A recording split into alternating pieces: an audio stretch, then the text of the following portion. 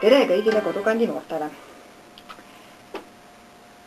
Mul on tegelikult teile täiesti kõne ette valmistatud, aga ma esimese lõigu juba tituleerisin mitte kohaseks ja alustan kohe teisest lõigust. Kõigepealt tervitusi teile sinna Otepääle mägede vahele siit Järvani kultuurimaja kunstilise juhi kabinetist. Ja minu tänase sellise sõnavõttu pealkiri võiks olla uusaasta tervitus. Ma arvan, et Kodukandi noortele on uus aasta küll alanud ja isegi võib seda täiesti uuenduste aastaks nimetada. Koos ajaga tegelikult muutub midagi meis igas ühes, muutuvad mõtted, muutuvad eesmärgid, prioriteedid, kõik see. Aga väärtushinnangud, ma arvan, et on need, mis kõigis teatud määral ikkagi alles jäävad. Väärtustada seda, mis on meile hinge läheneda, ongi tegelikult oluline. Nii väärtustan mina ka praegu seda, et ma saan teiega koos olla, kuigi natukene imelikul kujul ja sellisel kujul, mis võib-olla kõige ägedam polegi, aga siiski ma tean, et ma olen olemas ja teie juures ka seal. Ja tegelikult selline tehnika võimalus on ju ka võimalus, kuigi ma tean, et minu õde ja tema lapsed praegu ukse taga naeravad, et Mai siin neljapäeva õhtul sellist rumalust teeb. Aga midagi pidi ma teile ju välja mõtlema. Ja tõesti, sel korral siis juhtus nii, et ma ei saa koos teiega seal olla, aga ikkagi edaspidi ma hea meelega oleksin. Nii et Mai ei ole tegelikult ülbik, kes Kodukandist ära läheb ja nüüd noorteüritustelgi enam ei osale.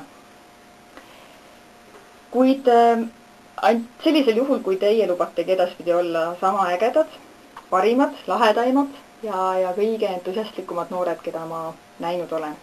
Kui teie seda lubate, siis olen mina teie jaoks ka olemas. Ja ma kuulsin vist jaad, eks ju, et kõik ütlesid selle peale ühe suure jaa, ma vähemalt väga loodan. Tegelikult ongi teatepulk siis minemas õige pea 1. veebruarist noorte suuna vedamise osas üle Kaiale. Ja ma arvan, et Kaia suudab teid veel üllatada väga paljude huvitavate ja ägedate sündmustega. Et ega see Kodukandist ära tulemine minu jaoks ka kõige lihtsam ei olnud, et noorte suund oli just üks selline, mille pärast ma kõige pikemalt mõtlesin. Ja eks siiamaani ka ei ole Kodukandil olnud suuresti sellepärast eraldi noortejuhti, kuna ma olen lihtsalt natuke egoistlik olnud ja tahtnud tegeleda sellega, mis mulle tõsiselt meeldinud on. Kuid ma enam ei muretse, Kaia on tubli ja ma arvan, et teil saab väga kihvt koos olema. Küll aga on mul veel üks suur ja siiras soov, et Kodukandi noorte hing jääks alles. Ma arvan, et seda ei saagi väga defineerida, kuidagi sõnadesse panna või seda edasi öelda. Ma arvan, et igaüks peab seda tundma ja tunnetama ise. Võib-olla see on meie noorte tants. Te ju oskasite seda, eks ju? Ma tahaks väga loota, et teil seda ikka hästi välja tuleb.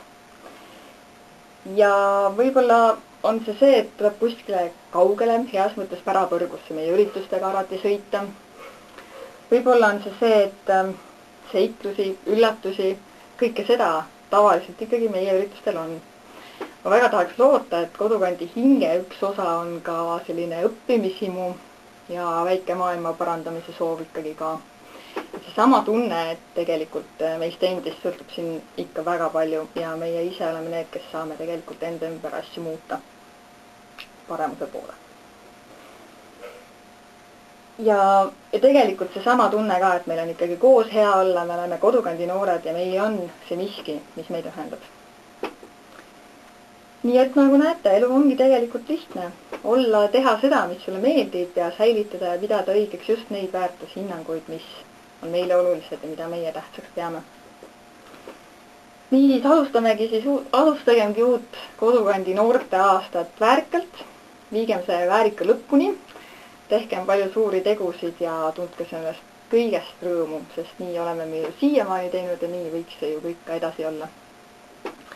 Igatahes mina olen teiega ja teie poolt ja soovin teile kõige ägedamaid üritusi sel aastal ja mis muud kui järgmiste kohtumisteni.